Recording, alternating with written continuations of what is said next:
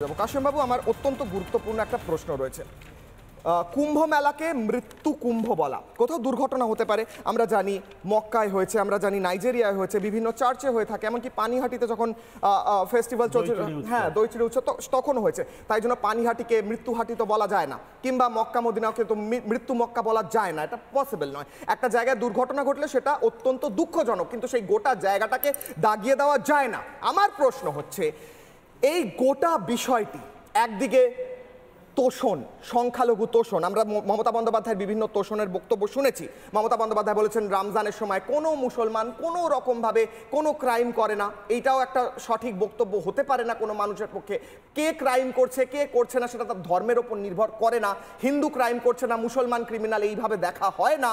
কিংবা দুধেল গরু বলা, এবার মহাকুম্ভকে মৃত্যু কুম্ভ বলা, এত তোষণের চেষ্টা, আপনি কাশেম আলী, আপনি তোষণ গ্রহণ করছেন? আপনার মনে হয় মুসলমানরা এই তোষণ গ্রহণ করছে? এই দিয়ে আমি শুরু করতে চাই আজকের ডিবেট। বলুন।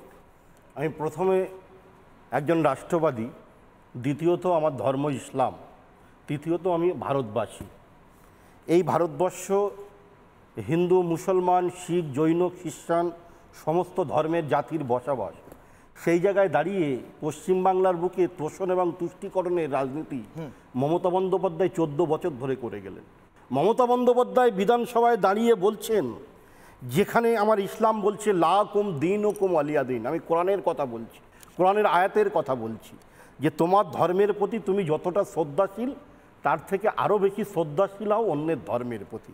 মমতা বন্দ্যোপাধ্যায় অন রেকর্ড বিধানসভায় দাঁড়িয়ে, যেখানে এই মুহূর্তে মহাকুম্ভে, কুম্ভ হয় 12 বছর পর, অর্ধকুম্ভ হয় 6 বছর পর, আজকের 144 বছর পরে যে মহাকুম্ভ উত্তরপ্রদেশের প্রয়াগরাজে হচ্ছে, সেই জায়গায় দাঁড়িয়ে মমতা বন্দ্যোপাধ্যায় কী করে বলেন, যেখানে 56 কোটি মানুষ ডুব দিয়েছেন, ডুবকি লাগিয়েছেন, সেখানে সেই পবিত্র মহাকুম্ভকে কি করে তিনি তোষণ এবং তুষ্টিকরণ করার জন্য, 30% মানুষকে খুশি করার জন্য, তার ভোট ব্যাংককে সুরক্ষিত করার জন্য মমতা বন্দ্যোপাধ্যায় বিধানসভার মতো একটা পবিত্র জায়গায় দাঁড়িয়ে সনাতনীদের আস্থাকে তিনি কি করছেন, মানুষের মনের মধ্যে সন্দেহ জাগাচ্ছেন যে এখানে নাকি মৃত্যু কুম্ভ হয়েছে। আচ্ছা, মমতা বন্দ্যোপাধ্যায় যেই 13-14 বছর পশ্চিমবাংলায় ক্ষমতায় আছে, এক সময় আমরা দেখেছিলাম কেন্দ্রে চন্দনবাবুদের সরকার ক্ষমতায় ছিল, তখনও কুম্ভ মেলা হয়েছে। দেখুন, আমার মক্কাতে যে জমজমের পানি পাওয়া যায়, যে জমজমের জল পাওয়া যায়, এটা যুগ যুগ ধরে আমাদের বিশ্বাস আস্থা। আমি এই দুঃসাহস দেখাতে পারবো না যে জমজমের পানি অপবিত্র। ঠিক, আমি একজন মুসলমান হিসাবে মমতা বন্দ্যোপাধ্যায়ের যদি হিম্মত থাকে বিধানসভায় দাঁড়িয়ে কোনো সংখ্যালঘু মুসলমানদের সম্পর্কে একটা টু শব্দ করলে কালকের রাস্তায় রেড়ে করে নেমে যাবে। মমতা বন্দ্যোপাধ্যায় আসলে গিমিক পলিটিক্সকে তিনি বিশ্বাস করেন। তিনি ভাবছেন যে 70% ভোট তাদের থেকে দূরে সরে গেছে, 30% ভোট তুষ্টিকরণ এবং তোষণ করে মুসলিম ভোটটাকে মমতা ব্যানার্জি একটা ম্যানিপুলেট করতে চাইছে, একটা জায়গায় করতে চাইছে। আমরা যারা রাষ্ট্রবাদী মুসলমান এই মহাকুম্ভকে সম্মান জানাই এবং শ্রদ্ধা জানাই, শ্রদ্ধার সাথে আমরা আছি এবং আগামী দিন থাকবো।